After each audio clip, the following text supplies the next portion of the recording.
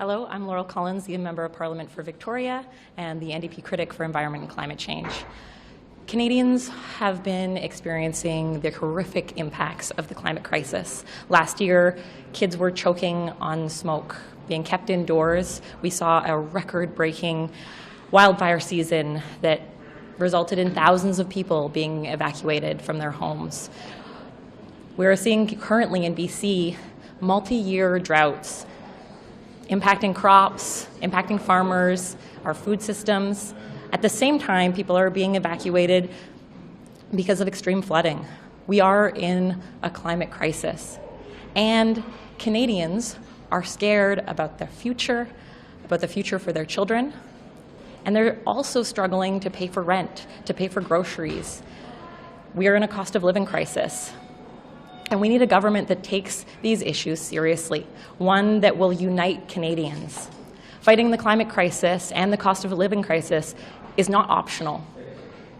Unfortunately, what we've seen from Pierre Poilievre is he doesn't have a climate plan. He doesn't seem to care about the climate crisis or how it's impacting Canadians. But the Liberals have been using climate policy as a political wedge. In Atlantic Canada, they tried to buy votes by giving exemptions. They gave exemptions to some of the biggest polluters, the companies who are fueling the climate crisis. Canadians know that's not fair. When Suncor is paying 14 times less for their pollution than everyday Canadians, that's not fair. But we also know that Pierre Poilievre is using this as a political wedge as well, and he is dividing Canadians. He doesn't care about the climate crisis. He doesn't care about how the climate emergency is impacting everyday Canadians. He does care about the lobbyists who run his party and the rich CEOs who are now flocking to his fundraisers to donate to him.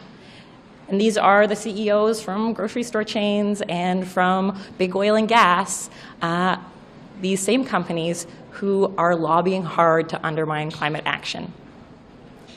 We need to bring Canadians together to fight the climate emergency, to tackle the cost of living crisis, and we need a government that will support them. This is why, at this time, bringing the premiers together with the federal government to have a conversation about climate policy, that is a supportable idea. We'll be supporting the motion today, and we'll also be pushing the government to take bold action to tackle the climate crisis and to support Canadians who are struggling with the cost of living. Thank you.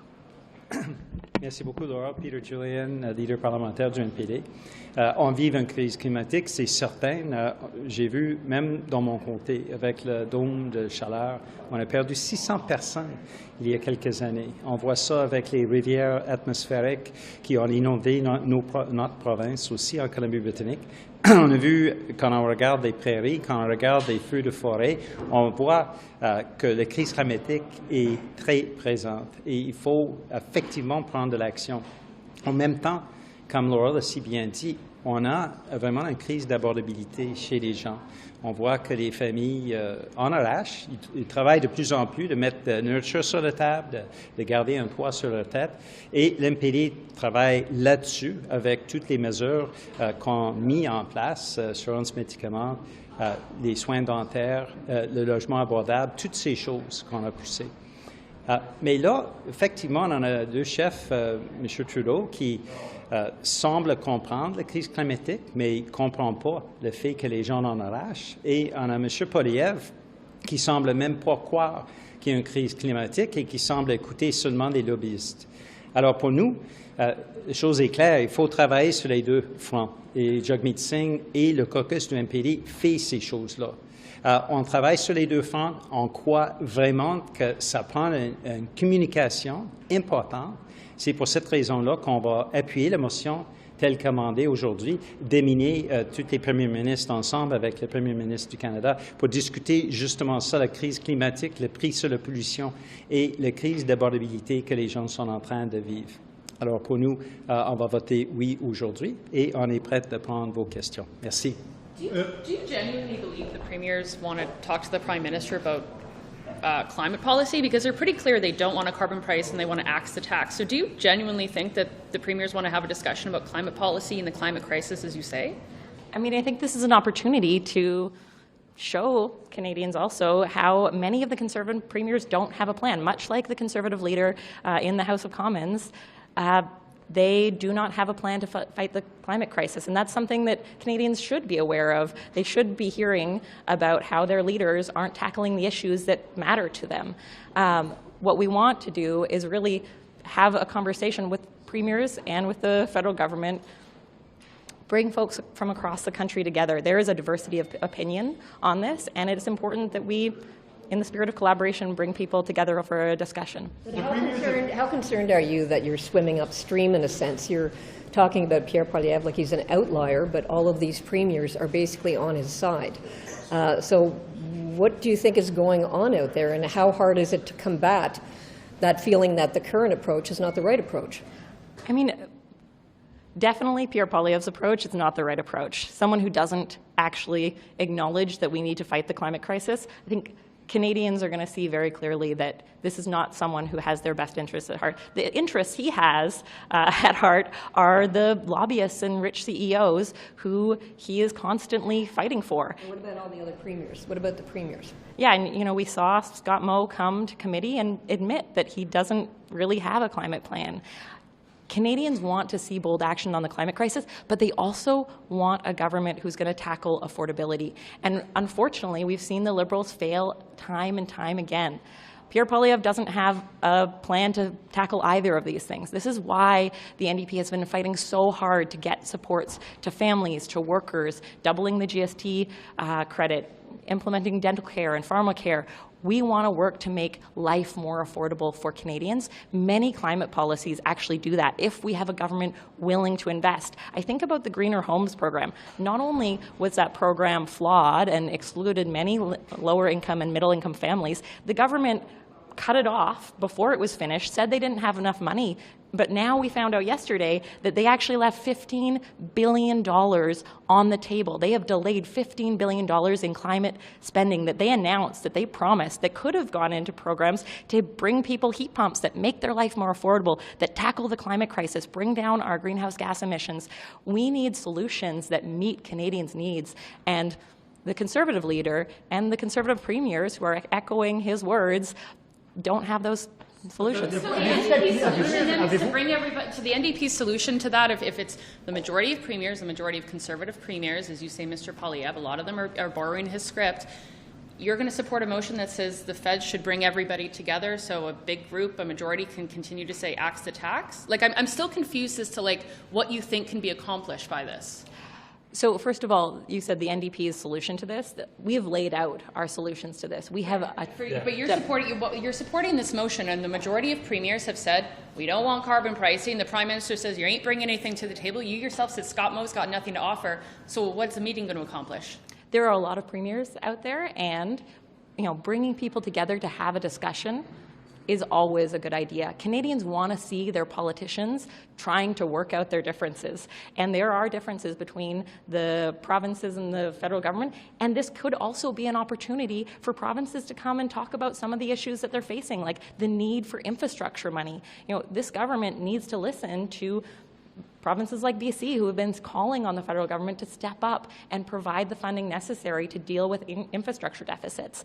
This is an important opportunity to have a discussion. This is, bringing people together to talk is always going to be something I support. Avez-vous pris en compte la possibilité qu'il pourrait y avoir un gigantesque piège politique là-dedans qui va contre vos propres intérêts? Nous, on parle d'une fédération. Dans une fédération, c'est normal que le premier ministre rencontre les premiers ministres du Québec et les provinces. Alors, pour nous, ça va de soi que ces rencontres-là devraient se passer de façon régulière. La réalité, c'est que quand on regarde, on a des premiers ministres comme David Eby en Colombie-Britannique, qui est un fort partisan, justement, de l'environnement et de combattre la crise climatique pour les raisons que j'ai données.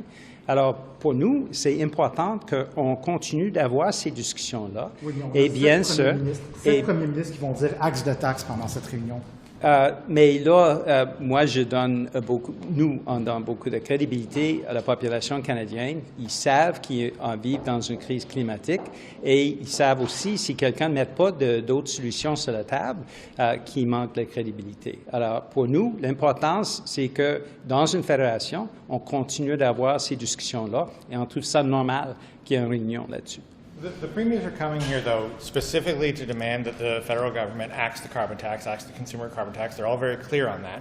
That is a policy that the NDP has run on in the past. Do you still support the consumer carbon tax? Do you think the government should remove it? We have talked a lot about how carbon pricing is essential to climate policy. Honestly, it is a market-driven approach. There are lots of ways. The Liberals have used consumer carbon pricing as the be-all and end-all of their climate policy, and they've really turned it into the political wedge that it is.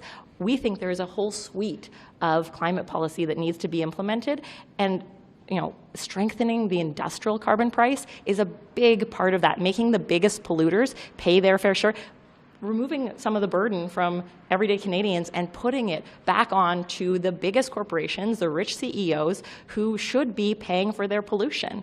But should the government be scrapping the consumer carbon tax? Because that's what the request is. And having the premiers come and present alternatives is absolutely something we're open to. Quebec has a different system.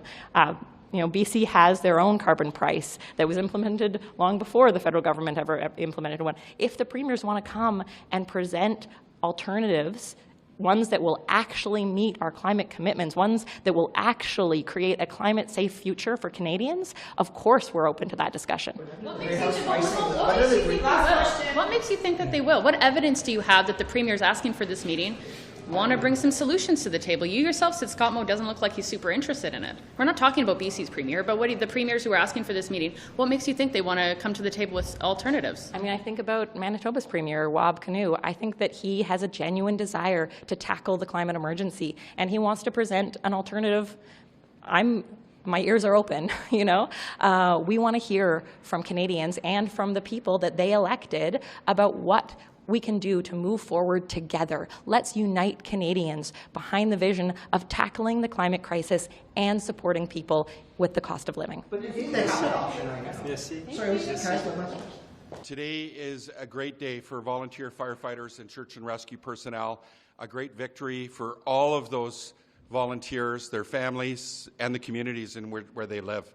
We know volunteer firefighters and search and rescue personnel put their lives at risk to keep us safe. They dedicate tons of hours, thousands of hours over the course of their career, hundreds of hours a year, and they're also facing huge demands with increasing climate emergencies, wildfires, of course the toxic drug crisis.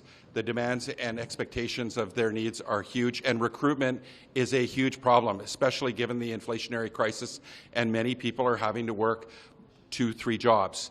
So today, to see the volunteer firefighter tax credit double, again, is a huge victory. It didn't go far enough. We were pushing through my bill C-310 to see that firefighter tax credit grow from $3,000 to $10,000. We hadn't seen an increase since 2013, and that's far too long in terms of the impact on volunteer firefighters and search and rescue personnel. I want to thank the 165 communities that wrote letters, sent us petitions, that got behind it.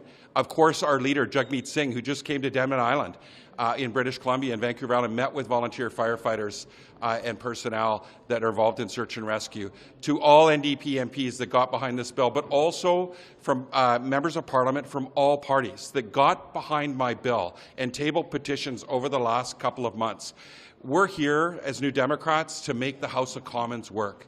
And that's what we did today. We pulled everybody together to get behind volunteer search and rescue personnel and search and firefighters, and that's exactly what our goal was, to make sure that we do everything we can to support them and to support the recruitment and retention of those volunteer firefighters. So today it is a big step forward. We're going to continue to push for more. I do want to single out one individual, and that's Sean Wood. He's a Parksville councillor and a former volunteer firefighter who brought this a concern to me in 2019. And as New Democrats, we always listen to those at the grassroots level. Good ideas come from our communities, and it's our job as members of Parliament to bring those forward and get those ideas brought to fruition and through legislation. And I want to thank the government for listening today and working with us. I'll take questions. What's the party's position or your position on the Pledge of Allegiance to the King? Well, there's a bill. I can't speak for the party because everyone will have a chance to vote individually. It's certainly going to be a vote that we're all going to be have the freedom and flexibility to vote how we decide. In my riding, nobody has brought that concern to me. I haven't got an email or a phone call about it at all, but you're going to see how I'm going to vote probably in about an hour and a half.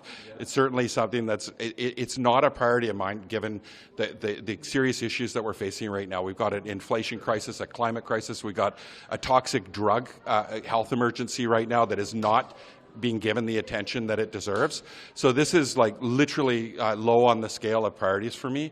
I'm here to fight to make the lives of people in my communities and all Canadians and Quebecers make their lives better, and so I'm going to continue to do that. So today I'm going to be voting shortly, and again, it's not going to make a big difference in the lives of the people in my riding. That's what I'm focused on. So. Yeah, so again, big victory today for volunteer firefighters, for rural communities, and I have 20 volunteer fire departments and 3 search and rescue fire departments in my riding. I know they're going to be ecstatic, and this is going to provide a small but a bit of relief. Also, more importantly, it's going to let them know that they're valued by all Canadians and all parliamentarians. So today is a really good victory. Good. Okay, thanks everyone. Wrongly memorialized for having done something wrong in the so-called Tuna Gate. After all these years, I just want to set the record straight. The Fifth Estate was wrong? Yeah. Are you saying? Yeah. Turns out DFO at the time had no empirically reliable test for whether something was fit for human consumption. The fish inspectors literally sniffed. And if they weren't feeling well that day, they'd say, ooh, ick. And this wasn't. And anyway, over all these years, I still feel like John Fraser's memory should not have that hanging over as his kids listen to CBC News, that he didn't do anything wrong. Yes, he left Parliament, Cabinet over it. Yes, he became our Speaker. Yes, he was a man of enormous integrity, and he didn't do anything wrong. And I just want to say that for me, and if anyone wants to know more details, I remember all of it. I know it's a subject for wildfires. The government's got a new plan they're bringing out today. What do you think? Obviously, I have to read the plan. We've been trying, a number of us as MPs, across party lines, to have a national firefighting capacity. We are, by the way, there are water bombers manufactured in Canada. They're back ordered. They're all ordered for Europe, none for Canada. The factory has not been rebuilt yet. You know there's a 5-year wait on that. Well, the European Union is able to order firefighting water bombers. Why hasn't Canada? We do need to have a national firefighting force, and we should have a prevention strategy as well as a permanent emergency response committee that meets Fed, Prov, territorial, municipal, and Indigenous governments. They should be meeting every 2 weeks to prepare and share information on floods, fires, extreme weather events, droughts, heat domes. We need to be prepared, and we're not. Sur le serment d'allégeance au roi, est-ce que vous pensez que ça doit rester obligatoire, King Oath, the oath of allegiance to the king? Non, je vais voter en faveur de le projet de loi éminent des députés. Pourquoi? Parce que c'est clair que c'est pas nécessaire d'avoir allégeance à le roi. La chose la plus importante, c'est d'avoir allégeance à notre pays. Merci, Madame. Thank you. And God bless King Charles, and I hope he gets over his cancer. I am concerned. But I'm voting for the motion. Is the federal government doing enough for wildfires in your riding, which is humongous? No, we want a better federal response right across the country. It's a huge issue in Northwest BC. We've got a drought right now. The snowpack is 62% of normal. People are really worried about the upcoming summer, and I think there's room for a national approach. The wildfire crews are stretched. Last summer, there weren't enough people to get around to all the lightning strikes. So, yeah, we're going to be watching it really closely. Today they're offering tax breaks. They say they're training more people. Is that enough? I mean, is contract private firefighters enough? Like, I'm just you know, Ms. May wants water bombers, the plants being built in Medicine Hat. Well, these are sort of different things. So the tax credit that was announced today is for volunteer firefighters and search and rescue teams. This is something the NDP pushed so hard for. It's something I was up in Parliament calling for. So hearing that tax credit is going to be doubled, it's a huge win. It's going to benefit people in the communities I represent, and I can't wait to share the news. When we talk about wildfires, most of those crews are provincial, and we need more investment in wildfire tools and teams right across the country, as well as a federal response. We need to look at water bombers, because right now resources are so stretched. Provinces have to share resources back and forth. I think there's room for a much more unified approach. Other countries have done that. Look at Australia, for instance. That conversation's just getting going. And frankly, what we've heard from the government isn't enough. It's not up to what's required. Oath of allegiance to the king, do you think it should stay mandatory or it should become optional? The oath of allegiance, I've got to think about this one, the oath of allegiance to the king. You know, I like the idea of an attestation that's simply, something where MPs promise to do the job to the best of their ability, and swearing allegiance to the country, to the king. Really, it's about representing our communities in the best way possible. And of course, Canada is part of the Commonwealth. That's part of our history. But I don't think this is the biggest issue for people in Skeena-Bulkley Valley, whether or not new MPs swear to the king or make some other attestation. It doesn't matter. You're going to have to vote on it today. So what do you think it should stay mandatory or it should become optional? I think it should. I'm going to vote for it to become optional. I think that's a reasonable thing. People have all sorts of different perspectives. The key thing is that we represent our communities in the best way possible, and this is an amazing country to live in. So, I think regardless of what the oath is, it's a huge honor to sit in the House of Commons, and we should all be doing what's best for the country. Thank you very Thanks so much. Rempel Garner, wildfires. What should the federal government do to stop wildfires and do better? I am absolutely shocked that the federal government knows that this is a perennial problem and that they haven't done more, particularly to work with provinces like mine in Alberta, to figure out how that they can support their efforts to combat them through the seasons. I think it's really irresponsible and they need to get on top of it. Oath of allegiance to the king. Thank you. Stand back. Oath of allegiance to the king. Yes, I swore an oath of allegiance as a Privy Councillor, so I support that oath. Thank you. Oath of allegiance to the king. Do you think it should stay mandatory? I think an option is not a bad idea, to give members an option as to how they want to do it. We see this in a citizenship oath, right? You have an option to whether to swear or affirm, so that option already exists for people who practice a faith or don't practice a faith. I think similarly should be allowed for allegiance to king or allegiance to Canada. Thank you. Thank you. Le serment d'allégeance au roi, est-ce que ça devrait rester obligatoire d'après vous? Le quoi? Oath of allegiance to the king. Je suis en faveur de ça. Le projet de loi? Le projet de loi, oui, je vais voter pour. Pourquoi? Parce que je pense un peu avoir la possibilité de dire, je suis, comment de dire en français, swear allegiance to the country, avec les pays pas sous le monde de le Rhin. Et je n'ai pas un problème avec ça. OK, excellent. Okay.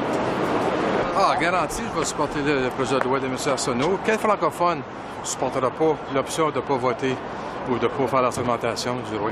Je connais pas de francophone. Qu'est-ce que vous dites justement aux membres du cabinet francophone de Justin Trudeau qui vont voter contre ce projet de loi? Je pense qu'il y a on l'envoie, comme c'est là, c'est d'envoyer ça en deuxième lecture au comité pour les études. Alors, c'est des choses constitutionnelles, ils peuvent adresser au comité. Alors, je pense que le projet de loi devrait passer.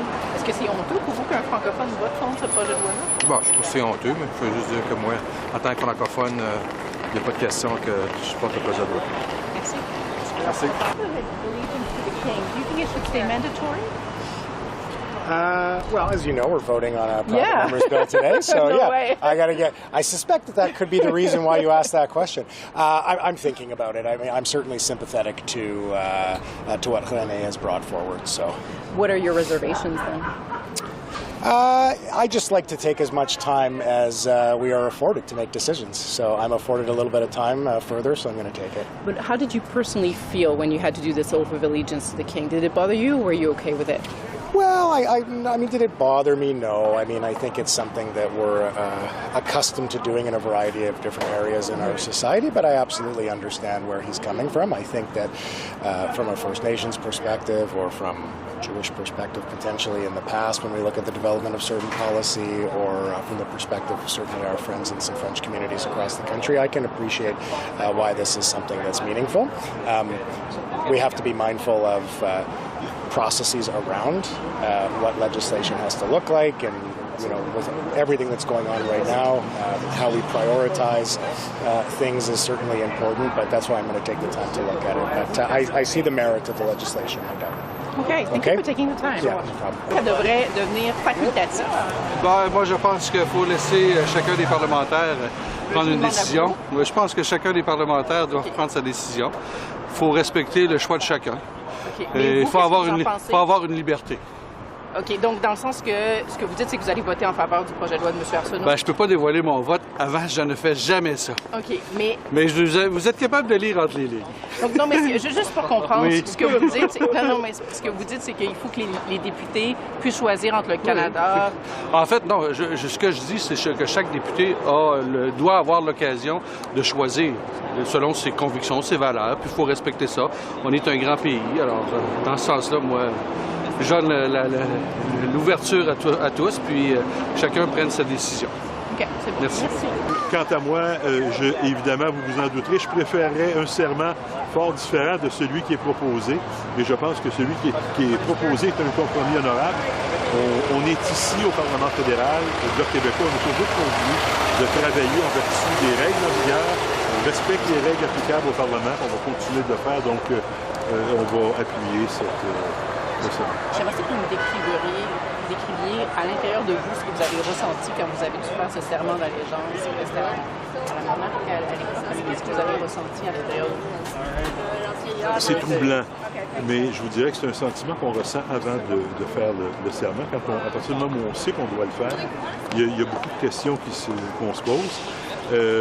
À un moment donné, quant à moi, l'explication qu'on s'est donnée, c'est qu'on fait un serment d'allégeance, encore une fois, aux règles en vigueur. Si je joue une partie de poker, je dois me plier aux règles du poker, que je les aime ou pas. Alors, c'est un peu la même chose. Moi, je me suis présenté comme candidat pour être élu député au Parlement fédéral. Je me dois donc de respecter les règles en vigueur et c'est la même chose pour tous les députés. Et à Québec, c'était pareil comme ici. Là, René Lévesque a dû prêter le même serment, puis tous ceux qu'on peut connaître et admirer là, dans le passé ont tous fait ça.